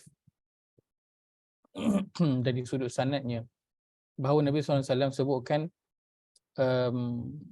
ramai orang akan masuk ke dalam agama Allah ini, dan ramai juga nanti akan keluar daripada agama ini. Ramai yang masuk dan ramai juga yang akan keluar daripada agama ini.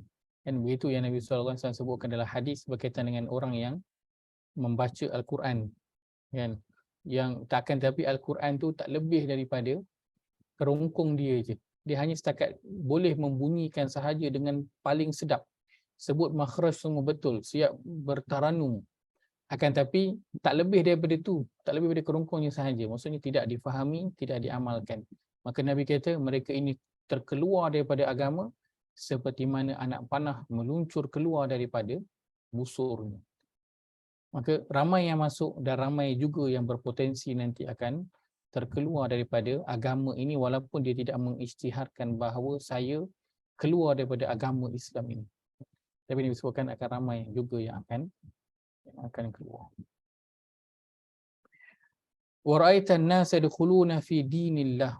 Allah sebut di sini adalah dinillah, agama Allah. Allah tak sebut di sini apa? Islam. Sedangkan kita fahami dia adalah apa?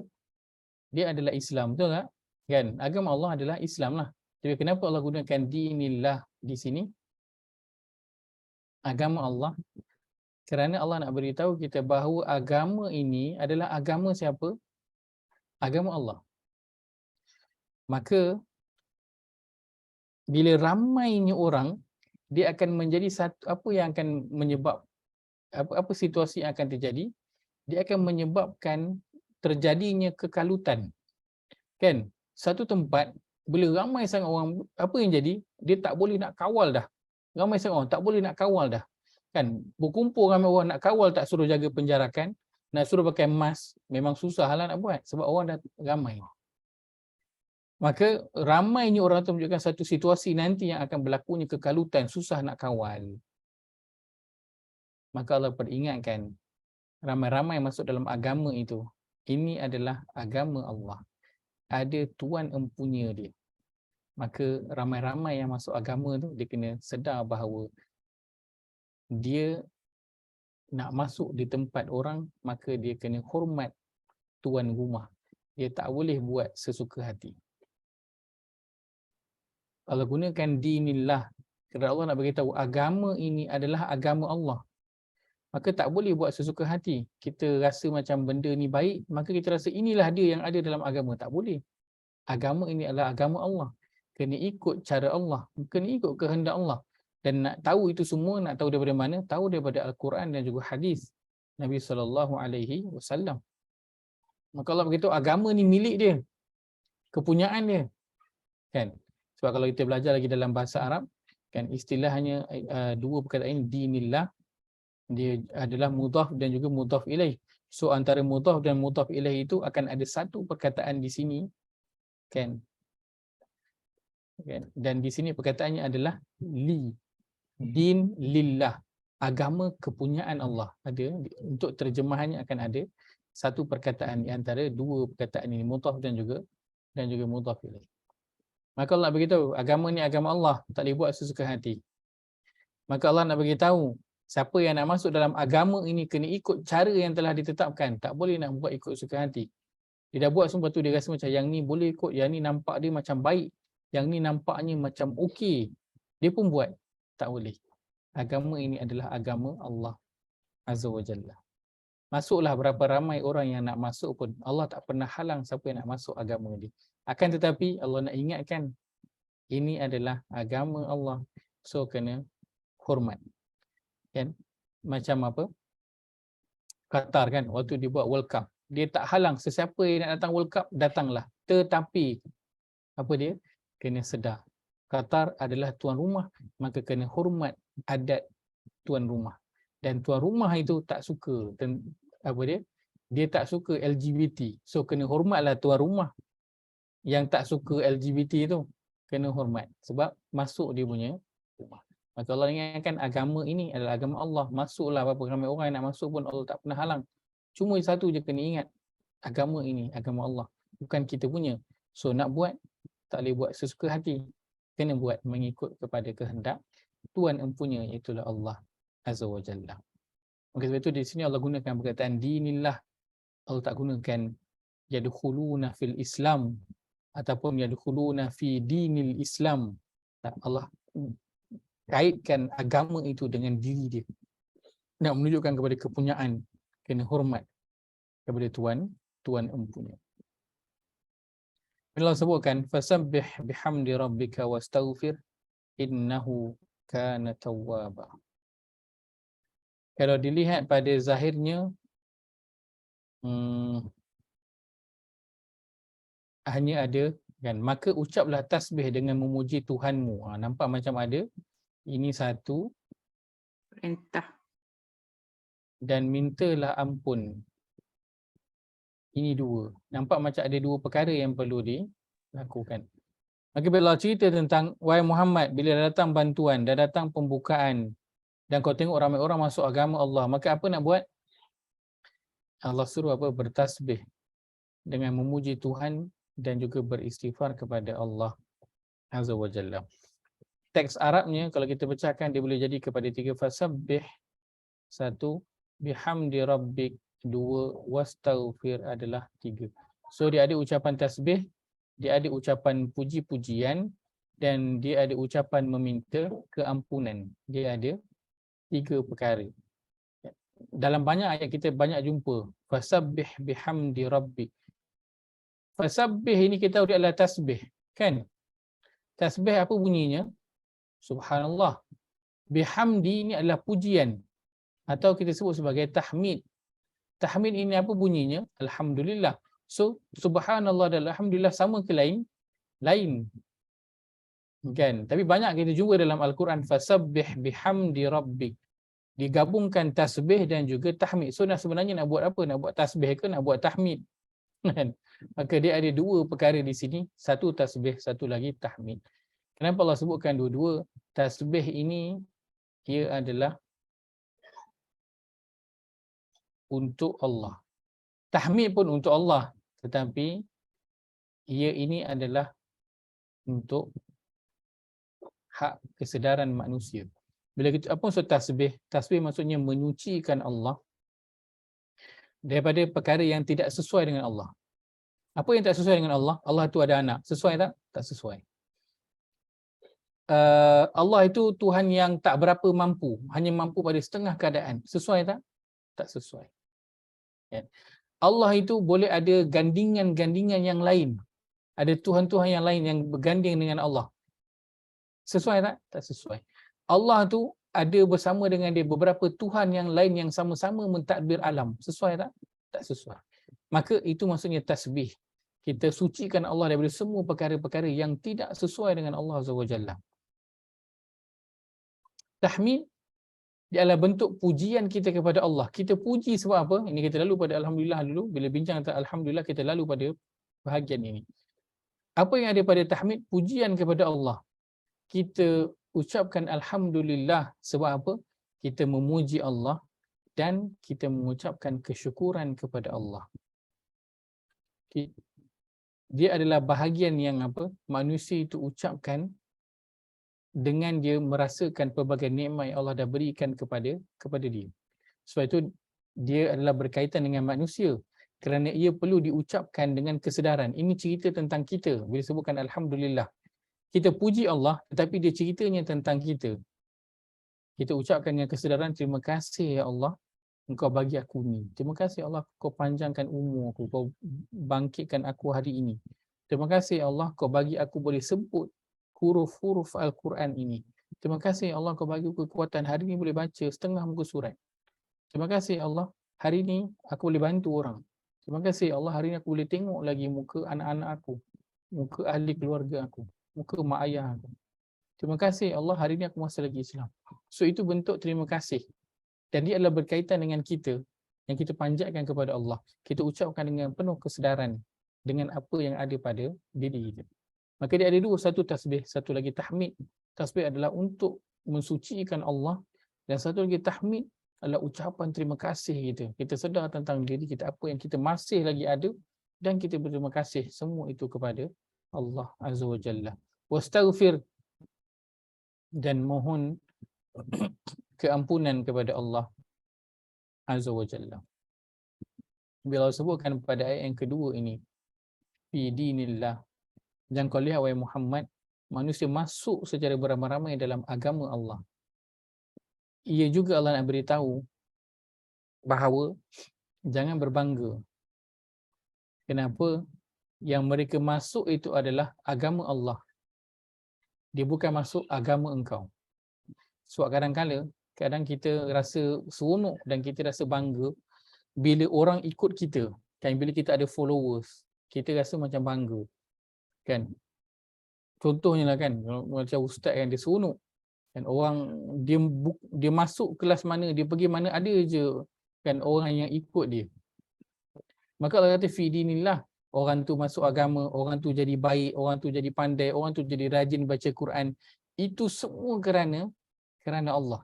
Dia bukan kerana engkau. Engkau hanya asbab sahaja. Mereka itu semua Allah boleh bagi apa yang mereka dapat itu walaupun tanpa kita. Maka apa yang orang lain dapat, dia kena dikaitkan dengan Allah Azza wa Jalla, bukan dengan kita. Walaupun asbabnya itu kita lah. Kan, tapi kita hanya asbab sahaja. Hanya asbab orang tu dapat kerja, asbab orang tu dapat duit, asbab orang tu bisnesnya maju, asbab orang tu dapat idea, asbab orang tu dapat semangat. Kita hanya asbab. Semuanya datang daripada Allah Azza wa Jalla. Maka Allah beritahu yang mereka masuk ramai-ramai adalah agama Allah, bukan agama engkau wahai Muhammad. Walaupun engkau yang menyebarkan agama ini, tapi dia adalah agama Allah dan Allah yang mentakdirkan mereka telah masuk ke situ. Maka apa yang perlu dilakukan? Kena apa?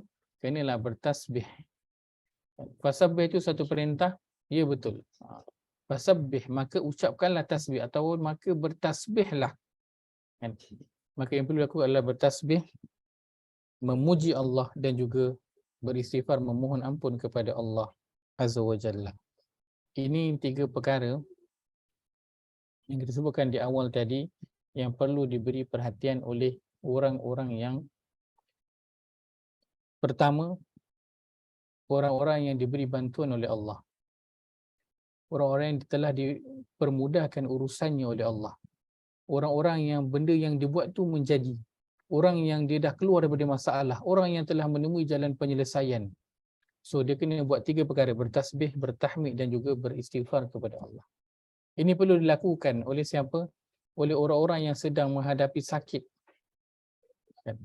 Terutamanya sakit yang kritikal, sama ada sakit fizikal ataupun sakit dalaman. 3 perkara.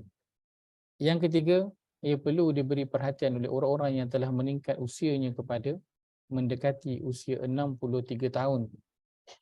Tasbih, tahmid dan juga istighfar. Aisyah radhiyallahu anha, kita akan tutup perbincangan kita pada malam ini dengan sebuah hadis yang disebutkan oleh Aisyah radhiyallahu anha. Aisyah kata, setelah turunnya surah ini, maka Nabi SAW tidak pernah tinggal membaca di dalam solatnya doa ini. Subhanakallahumma rabbana wa bihamdika Allahumma ighfirli.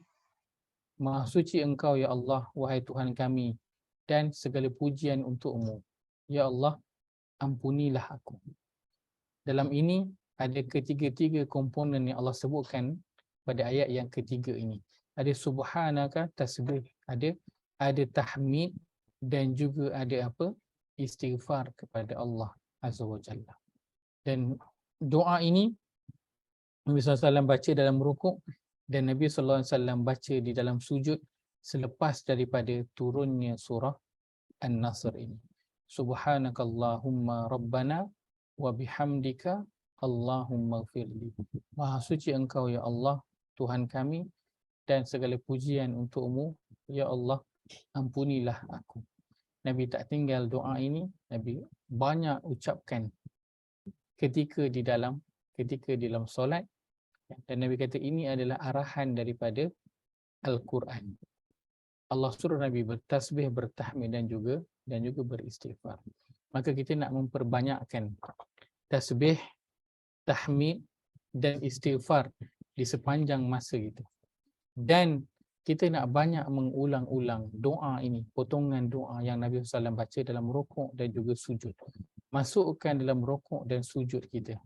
Masukkan dalam rukuk dan sujud kita doa subhanakallahumma rabbana wa bihamdika Allahumma ighfirli.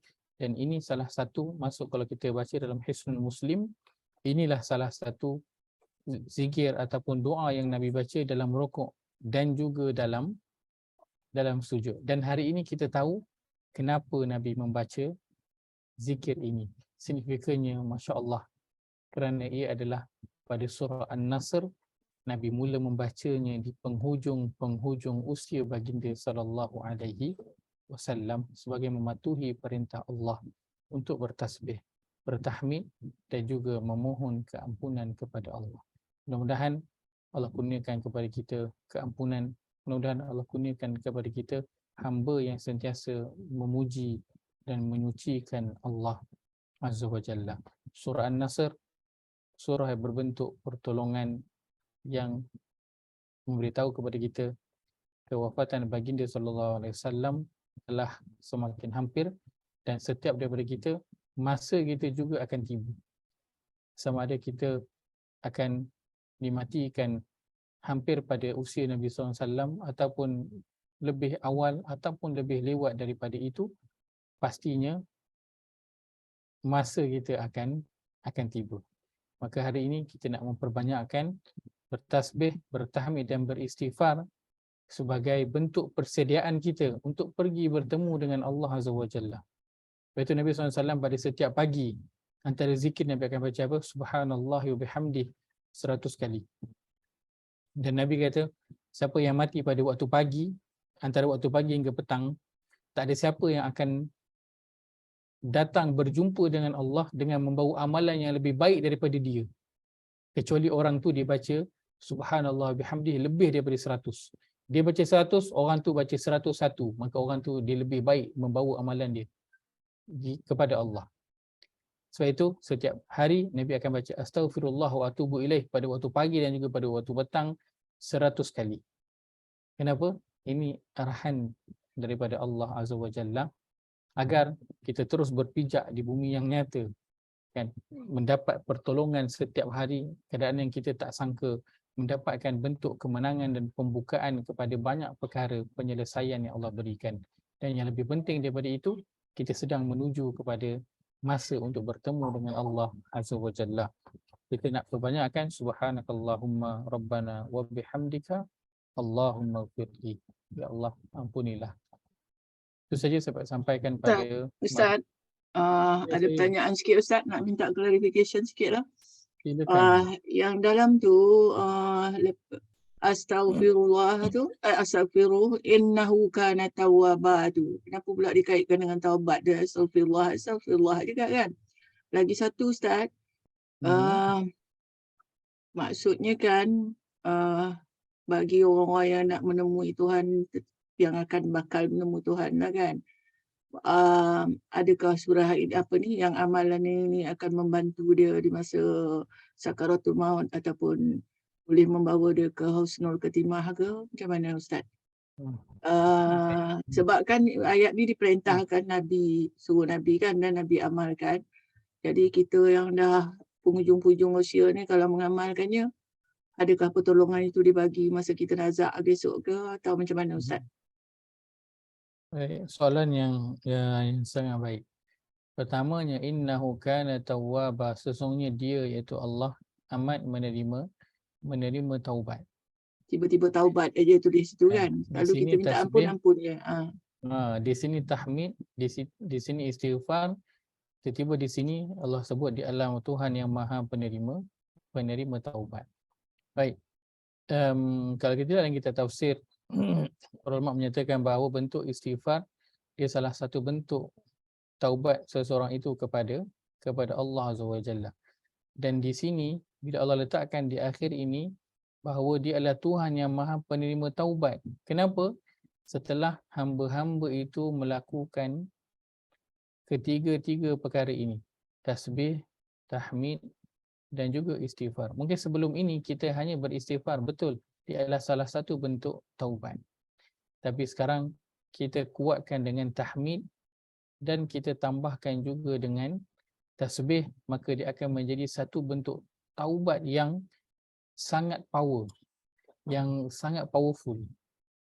Maka gabungan tasbih, tahmid dan istighfar itu adalah satu bentuk taubat kita kepada Allah Azza wa Jalla. Dan bahagian inilah nanti dia menjawab soalan yang kedua juga. Bahagian ini yang nanti akan membantu kita ketika sakaratul maut dan juga nanti ketika di akhirat. Kerana dia adalah salah satu bentuk taubat kepada Allah Azza wa Jalla. Walaupun mungkin kita tidak mendirikan solat sunat taubat kan secara khusus, walaupun mungkin kita tidak memohon taubat kepada Allah secara khusus, tetapi rupa-rupanya tasbih, tahmid dan istighfar itu adalah salah satu bentuk taubat kepada Allah Azza wa Jalla. Sebab itu ini yang Allah perintahkan kepada baginda di penghujung usia baginda.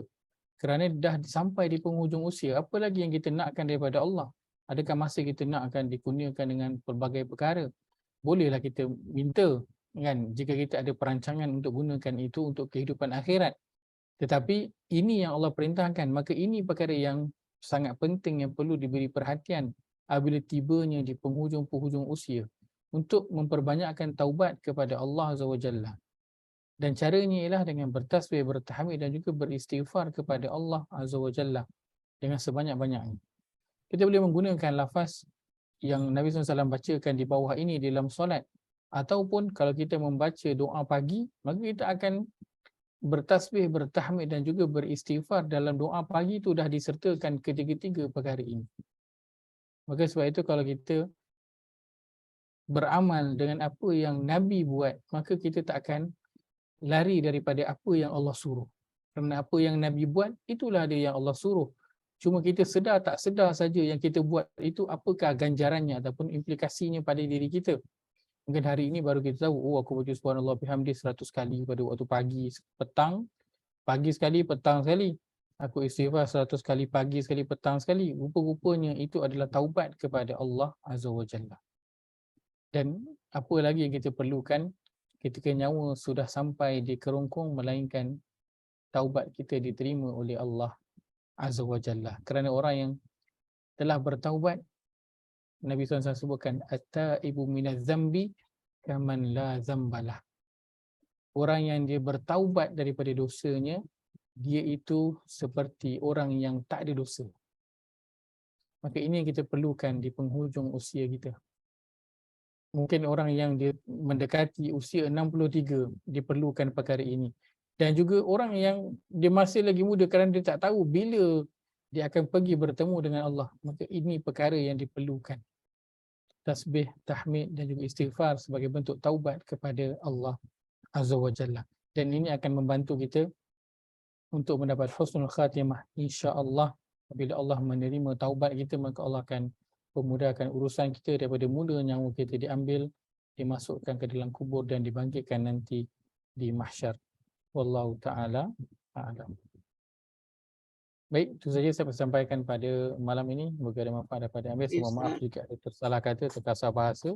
Saya mohon maaf juga kita terlebih masa hingga jam 11 ini. Aqulu qawli hadza wa astaghfirullahal azim li wa lakum. Allahumma ja'al hadza jama'ana jam'an marhuma wa tafarruqana min ba'dihi tafarruqa ma'suma. Allahumma inna na'udzubika min ilmin la yanfa' wa min qalbin la yakhsha' wa min nafsin la tashba' wa min da'watin la yustajabu laha. ربنا اغفر لنا ولإخواننا الذين سبقونا بالإيمان ولا تجعل في قلوبنا غلا للذين آمنوا ربنا إنك رؤوف رحيم ربنا آتنا في الدنيا حسنة وفي الآخرة حسنة وقنا عذاب النار وصلى اللهم على نبينا محمد وعلى آله وصحبه أجمعين والحمد لله رب العالمين. Kita tutup dengan tasbih kafarah.